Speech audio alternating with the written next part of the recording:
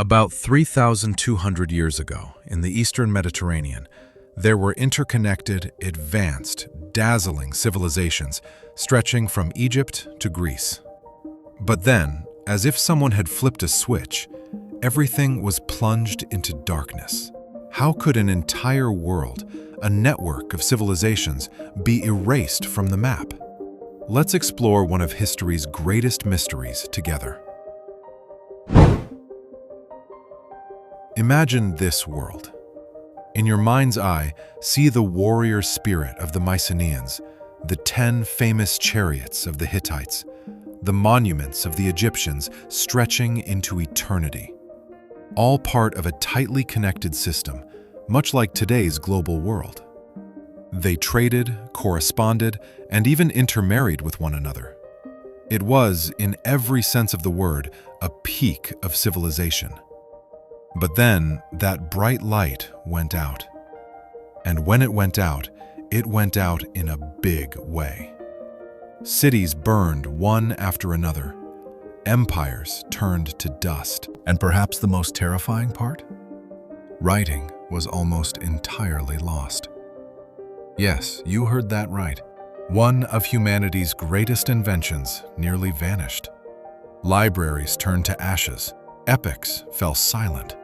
The world entered a dark age that would last for centuries. Think about your smartphone today. Its processor comes from one country, the screen from another, the battery from somewhere else. Even a tiny glitch in one place can halt the entire production. The late Bronze Age worked in much the same way. Copper for bronze came from Cyprus, tin from as far as Afghanistan. If a single link in the chain broke, the whole system faltered. Sound familiar? These dates aren't just numbers. They represent destroyed cities, shattered families, vanished cultures. And it all happened so fast that the massive world order, standing tall for centuries, collapsed in less than a human lifetime, leaving behind a profound silence.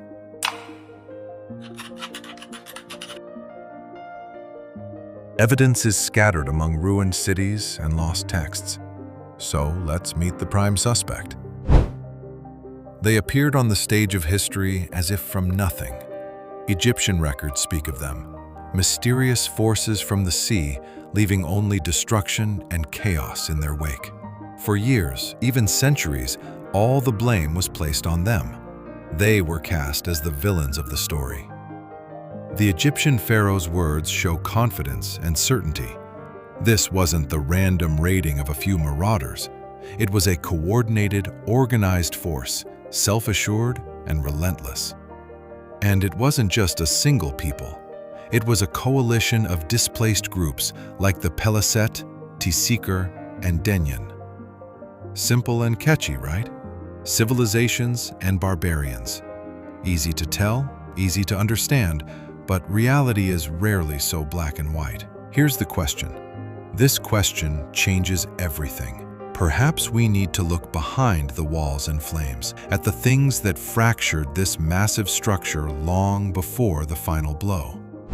The deeper archaeologists and scientists dig, the more the simple one enemy story unravels, replaced by a complex mosaic of interconnected disasters. It seems the grand empires of the Bronze Age were massive yet fragile ships, unaware of the storm approaching. Imagine this: your house's foundation shaken repeatedly by major earthquakes over the years. Small cracks appear in the walls.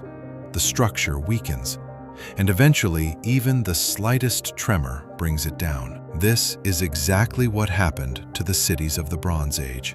Now add decades of relentless drought on top of that.